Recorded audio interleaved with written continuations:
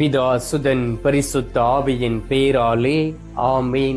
ஆண்டவர் உங்களோடு இருப்பாராக, உம் ஆன்மாவோடும் இருப்பாராக.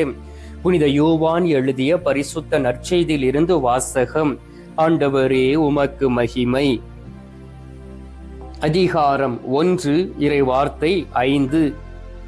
அந்த ஒளி இருளில் ஒளிர்ந்தது, இருள் அதன் மேல் வெற்றி கொள்ளவில்லை. கிறிஸ்துவின் வாழ்வு தரும் நற்செய்தி. கிறிஸ்துவே உமக்கு புகழ். கிறிஸ்துவுக்குள் பிரியமான என் அன்பு சகோதர சகோதரிகளே, நற்கருணை நாதருடைய பக்தர்களே, ஆண்டவராகிய இயேசு கிறிஸ்துவை சொந்த இரட்சகராக ஏற்றுக்கொண்டு அனுதினமும் அவரிடம் ஜெபித்துக் கொண்டு இருக்கக்கூடிய அன்பு விசுவாசிகளே, உங்களையும் உங்களுடைய குடும்பத்தையும் நற்கருணை நாதர் மிகவும் அன்பு செய்கிறபடியினால் இந்த நாளிலே உங்களை ஆசீர்வதித்து உங்களை உயர்த்துவாராக. பிரியமானவர்களே, நாம் அனைவரும் இந்த திருவருகை காலத்தில் இருக்கின்றோம். ஆண்டவராகிய இயேசு கிறிஸ்துவுடைய பிறந்த நாளை கொண்டாடுவதற்காக நம்மை தயார் செய்து கொண்டு இருக்கின்றோம். அனுதினமும் மற்றவர்களுக்கு உதவி செய்கின்றோம். ஒவ்வொரு நாள் உபவாசம் இருந்து ஜெபிக்கின்றோம். ஆண்டவருடைய வார்த்தைகளை உணவாக்கி கொண்டு நாம் ஆண்டவருடைய வழியில் நடக்க நம்மை திடப்படுத்தி பலப்படுத்தி கொண்டு இருக்கின்றோம். உங்களுடைய வார்த்தைகளையும் உங்களுடைய செயல்களையும் கண்டு ஆண்டவர் உங்களோடு தங்குவாராக. இயேசுவுக்கு இன்னொரு பெயர் உண்டு, அவர் மீட்பர், இரட்சகர். இன்னும் சொல்ல போனால் இம்மானுவேலின் தெய்வம், நம்மோடு கூட தங்கி இருப்பவர், கடவுள் நம்மோடு கூட இருக்கின்றார். அவர் விசுவாசத்தின் தெய்வம், ஆண்டவருடைய நற்கருணை நாதராக இருக்கக்கூடிய உண்மையுள்ள தெய்வமாக இருக்கின்றார். எனவே அவரிடம் குறைவு என்பது கிடையாது. அவரிடம் எல்லா வளங்களும் நிரம்பி இருக்கின்றன.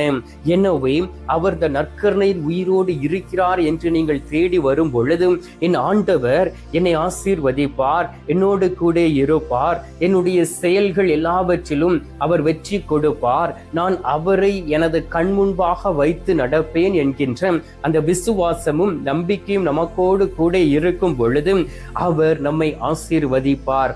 பிரியமானவர்களே, நாம் இந்த உலகத்திலே இருளில் வாழ்வதற்கு ஆசைப்படுகின்றோம். இருளில் வாழ்ந்த மக்கள் ஒளியை கண்டார்கள். அந்த ஒளி உலகத்தில் உள்ள இருளை மாற்றியது. ஆனாலும் இந்த அகத்திலே நாம் இருளோடு வாழ்ந்து கொண்டு இருக்கின்றோம்.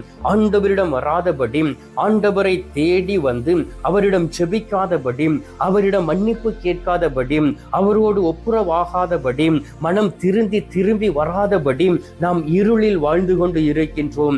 எனவே தான் சில மக்கள் என்னிடம் சொல்லும் பொழுது, ஃபாதர், என்னுடைய வாழ்க்கையில் இருள் நிரம்பி இருக்கின்றது, ஏன் நான் செய்யக்கூடிய காரியங்கள் எல்லாமே நன்றாக இருப்பது இல்லை, தரித்திரியமாக இருக்கின்றது, எந்த ஒரு செயலை செய்தாலும் அதில் ஒரு நல்ல ஒரு ஆசீர்வாதம் இல்லை, ஒரு தொழிலை தொடங்கினால் ஆசீர்வாதம் இல்லை, என்னுடைய பிள்ளைகளுக்கு ஒரு காரியத்தை செய்தால் அதில் ஆசீர்வாதம் இல்லை, மனம் உவந்து ஒரு காரியங்களை செய்தால் அதில் நிம்மதி இல்லை, என்ன செய்வது என்று அறியாமல் திகைத்து கொண்டு இருக்கின்றோம். எங்களுக்காக ஜெபியுங்கள் ஃபாதர் என்று கேட்கக்கூடிய மக்கள் உண்டு.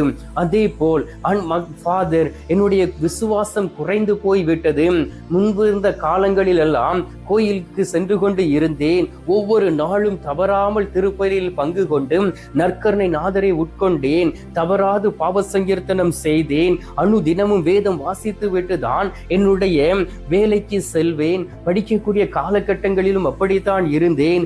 ஆனால் இப்பொழுது எல்லாமே வெறுமையாகிவிட்டது, நான் இருளில் வாழ்ந்து கொண்டு இருக்கிறேன் என்று அநேக மக்கள் எனக்கு மெசேஜ் அனுப்பியதும் உண்டு. பிரியமானவர்களே, உங்களுக்கு தான் இந்த செய்தியை ஆண்டவர் கொடுக்கின்றார். உலகத்திற்குள் ஒளியை கொண்டு வந்தவர் நம் ஆண்டவராகிய கடவுள். அவருடைய மகன் வழியாக நமக்கு மீட்பு என்கின்ற ஒளியை கொடுத்திருக்கின்றார்.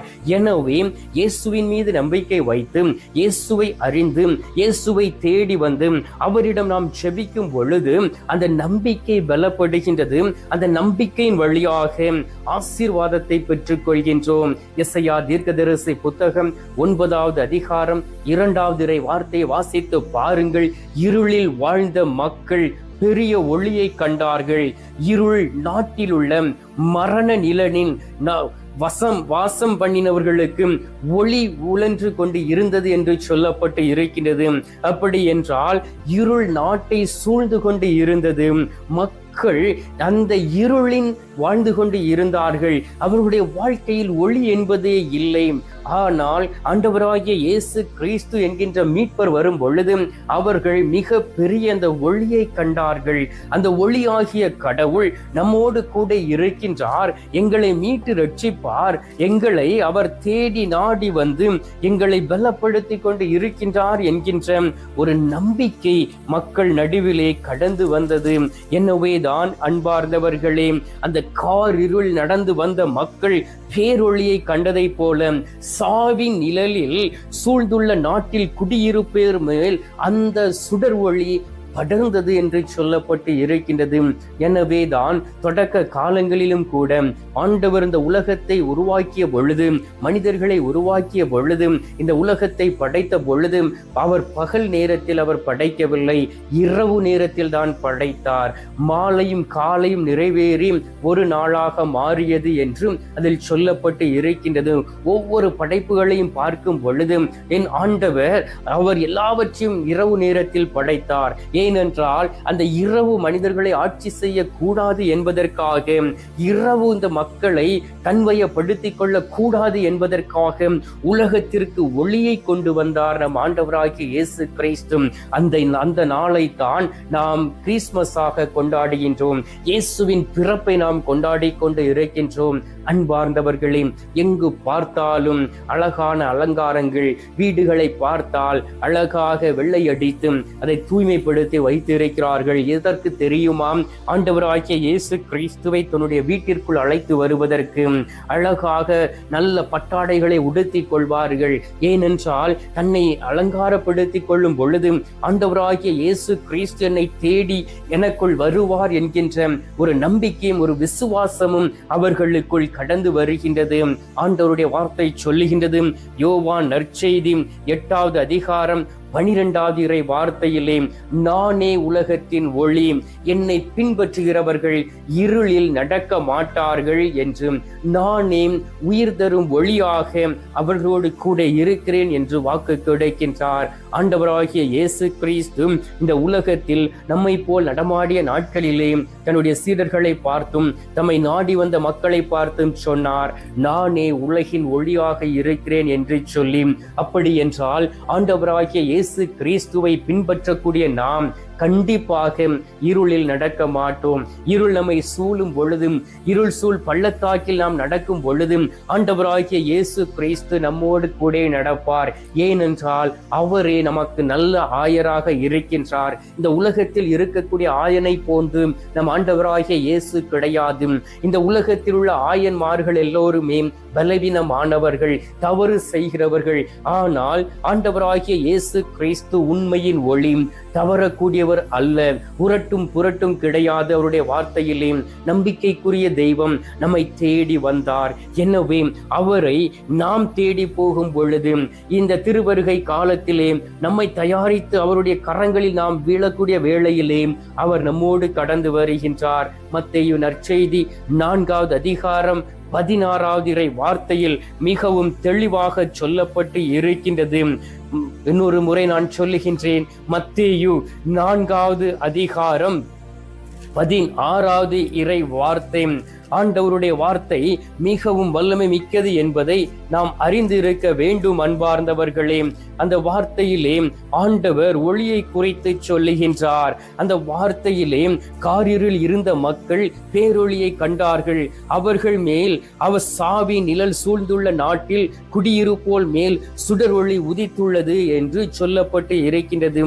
எனவே தான் ஆண்டவராகிய இயேசு கிறிஸ்து நம்மோடு கூட இருக்கும் பொழுது சொன்னார். மத்தேயு நற்செய்தி 5வது அதிகாரம் 16வது இறை வார்த்தையிலே, உங்கள் ஒளி மனிதர் முன் ஒளிர்க, அப்பொழுது அவர்கள் உங்கள் நற்செயல்களை கண்டு உங்களுடைய விண்ணக தந்தையை போற்றி புகழ்வார்கள் என்று இந்த கிறிஸ்துமஸ் பண்டிகையை கொண்டாட தயாரித்துக் கொண்டு இருக்கக்கூடிய உங்களை மக்கள் பார்க்கும் பொழுது இவரோடு உண்மையிலே ஆண்டவராகிய இயேசு கிறிஸ்து இருக்கின்றார், எனவே இவர் இந்த உலகத்தில் செய்யக்கூடிய காரியங்களை பார்க்கும் பொழுது ஆண்டவருடைய தெய்வீக வல்லமை வெளிப்படுகிறது என்று மக்கள் சாட்சி சொல்ல வேண்டும். அப்படி ஒரு வாழ்க்கை நீங்கள் வாழும் பொழுது ஆண்டவராகிய இயேசு கிறிஸ்து உங்களுடைய உள்ளத்தில் ஒளியாக கடந்து வருவார். உலகத்திற்கு ஒளியாக இருக்கக்கூடியவர் உங்களுடைய குடும்பத்திலும் ஒளியாக இருப்பார். எனவே பயந்து கொண்டு இருக்கிறீர்களா? நீங்கள் வேதனை அடைந்து கொண்டு இருக்கிறீர்களா? துக்கத்தோடு இருக்கிறீர்களா?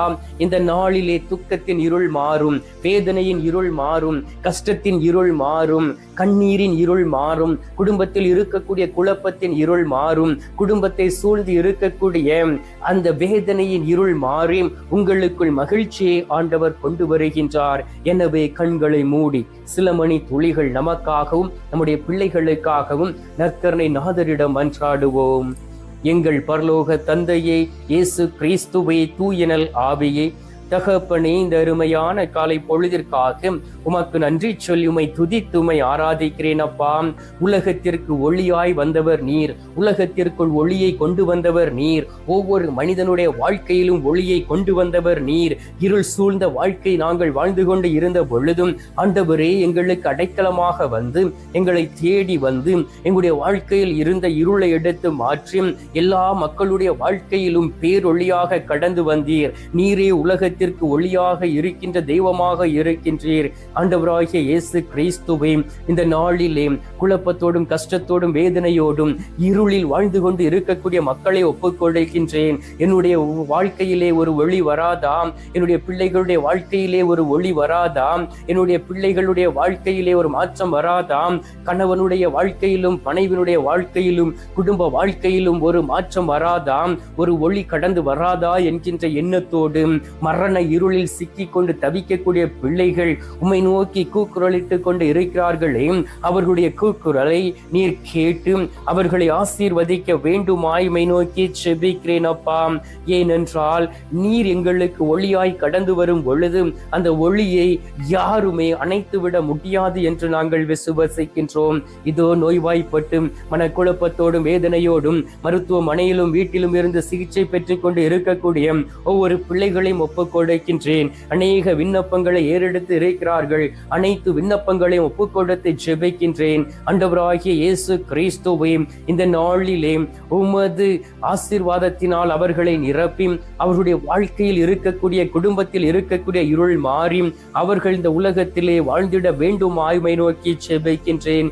குறிப்பாக உமது பிறந்த நாளை கொண்டாட தயாரித்துக் கொண்டு இருக்கிறவருடைய தேவைகள் அனைத்தையும் நிறைவு செய்வீராக. ஏழை எளிய மக்களுடைய தேவைகளை சந்தித்து அவர்களை ஆசீர்வதித்திட வேண்டுமாய்மை நோக்கி செபிக்கிறேன் அப்பா. ஆண்டவராகிய இயேசு கிறிஸ்துவே, இந்த அருமையான நேரத்திலே நீர் எங்களுடைய குரலை கேட்டதற்காக உமக்கு நன்றி. எங்களுடைய குரலை கேட்டு பதில் தந்திருப்பதற்காக உமக்கு ஸ்தோத்திரம், ஸ்தோத்திரம், ஸ்தோத்திரம். மீட்பெரும் இரட்சகருமான இயேசுவின் திருக்கரத்தில் ஒப்பு கொடுத்து எங்கள் தாய் கன்னி மரியாள் வழியாக ஜெபிக்கின்றோம். அன்பு தந்தையே, ஆமீன். பரலோகத்தில் இருக்கிற எங்கள் பிதாவே, உம்முடைய நாமம் அர்ச்சிக்கப்படுவதாக, உமது ராஜ்யம் வருக, உமது சித்தம் பரலோகத்தில் செய்யப்படுவது போல பூலோகத்திலும் செய்யப்படுவதாக. எங்கள் அனுதின உணவை எங்களுக்கென்று அளித்தருளும். எங்களுக்கு தீமை செய்கிறவர்களை நாங்கள் பொறுப்பது போல எங்கள் பாவங்களை பொறுத்தருளும். எங்களை சோதனை விளைவிடாதையும் தீமையில் இருந்து எங்களை ரட்சித்தருளும். ஆமேன். அருள் இறைந்த மரியே வாழ்க, கர்த்தர் உடனே, பெண்களுக்குள் ஆசீர்வதிக்கப்பட்டவள் நீரே, உம்முடைய திரு வயிற்றின் கனி ஆகிய இயேசும் ஆசீர்வதிக்கப்பட்டவரே. அஜிஷ்ட மரியே, சர்வேசுடைய மாதாவே, பாவிகளா இருக்கிற எங்களுக்காக இப்பொழுதும் எங்கள் மரண நேரத்திலும் வேண்டிக் கொள்ளும். ஆமீன். பிதாவுக்கும் சுதனுக்கும் பரிசுத்த ஆவிக்கும் மகிமை உண்டாவதாக. ஆதியில் இருந்தது போல இப்பொழுதும் எப்பொழுதும் என்றென்றும் இருப்பதாக. ஆமீன். அன்பார்ந்தவர்களே, நற்கருணை நாதர் தரும் ஆசீர்வாதத்தை பெற்றுக் கொள்வோம்.